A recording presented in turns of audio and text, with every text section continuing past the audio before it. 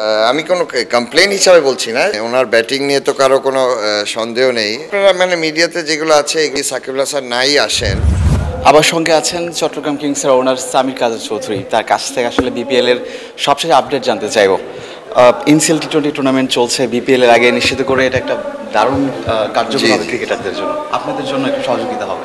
অবশ্যই এটা আমি আসলে এনসিএলটা আপনার এই টি20টা এটা সময়টা নেই, এটা যদি আপনার ড্রাফটের আগে আরও করা হতো। আমি কোনো কমপ্লেন হিসাবে বলছি না, এখনও হচ্ছে, এটা বিশাল উদ্যোগ। প্লেয়ারও আরও বের হয়ে আসবে এখানে, পুরো জিনিসটা আরও হয়তো বা আগামী বছর আরও গুছিয়ে আনতে পারবে তারা এই ফরম্যাটটা থেকেই। সাকিব একজন ব্যাটার হিসেবে বা বোলিং নিষেধাজ্ঞার বিষয়ে আপনি কি বলবেন আসলে? অফকোর্স মানে ওনার ব্যাটিং নিয়ে তো কারো কোনো সন্দেহ নেই। এই লাস্ট কিছুদিন ধরে আপনি দেখবেন যে উনি মোটামুটি রানে আছেন, আর বোলিংটা হয়তো বা টেস্ট দিয়ে পাশ করে ফেলে। আই এম ভেরি কনফিডেন্ট উনি পরীক্ষা দিলে অবশ্যই পাশ করে আসবেন। আমরা অনেককেই দেখি স্থানীয়ভাবেও আসলে অনেক লিগ চালু করার একটা পরিকল্পনা থাকে। চট্টগ্রাম কিংস আবার লম্বা সময় পর ব্যাক করেছেন, এই ধরনের পরিকল্পনা আছে কিনা আপনাদের, যে টি20তে আরও ক্রিকেটার কীভাবে বের করা যায়? জি, আমরা অ্যাকচুয়ালি চিটংয়ে কয়েক জায়গায় আলাপ করছি, কয়েকটা গ্রাউন্ড তৈরি করার, ওখানে কিছু লোকাল টুর্নামেন্ট ছাড়ার জন্য এরকম আমাদের অলরেডি আলোচনা চলছে।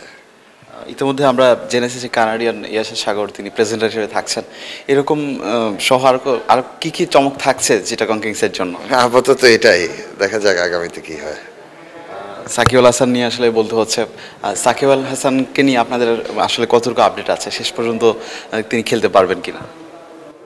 এখনও তো যেটা মানে অফিসিয়ালভাবে এখনও কোনো আমরা ওরকম আপডেট পাইনি। আমরাও মিডিয়াতে যা দেখছি ওভাবেই ওনার সাথে আলোচনা হয়। অবশ্য সপ্তাহখানিক ধরে উনি খেলার মধ্যে আছে, আর কোনো আলাপ হয়নি। হয়তো বা আগামী 2-3 দিনে আর একটা মানে একটা ফাইনালাইজ একটা আপডেট নিতে পারি আর কি। সাকিবের বোলিং নিয়ে আপাতত বল করতে পারছেন না, বাট তার আগেই যদি উনি খেলেনি, আই এম শিওর উনি পরীক্ষা দিয়ে বোলিংটা ওনার সমস্যা হবে না। ওনার যদি পরীক্ষা দিয়ে পাশ করে আসতে হয়, আই এম ভেরি কনফিডেন্ট এটা ওনার সমস্যা হবে না। বিদেশি কোনো আর নতুন তারকা যুক্ত হচ্ছে কিনা ড্রাফটের বাইরে থেকে? এটা এখনো বলতে পারছি না। এটা আমাদের মোটামুটি একটা বড় বেঞ্চ রেখেছি আমরা বিদেশির ক্ষেত্রে। তারপরে দেখা যাক যে যদি কোনো ফ্রি প্লেয়ার্স যারা অ্যাভেলেবল থাকে, আলোচনার মাধ্যমে যদি কিছু করা যায় করতে পারি। স্কোয়াডে যারা আছেন কতটুকু আস্থা আছে তাদের উপর? পুরো আস্থা আছে, উই আর ভেরি কনফিডেন্ট। আমাদের যে স্কোয়াডটা বানানো হয়েছে, উই আর ভেরি কনফিডেন্ট। আমরা দেখছি এখন যদি সাকিব আল হাসান নাই আসেন, তাহলে আমাদের হয়তো বা লেফট আর্ম স্পিনারের দিকে আমরা কয়েকজনের সাথে আলাপ করছি। তো যদি উনি নাই আসেন, সাকিব যদি নাই খেলতে পারেন, তাহলে হয়তো আমাদের স্কোয়াডের মধ্যে লেফট আর্ম স্পিনার আমরা যোগ দেব। অনেক গুরুত্বপূর্ণ সময় দিয়েছে।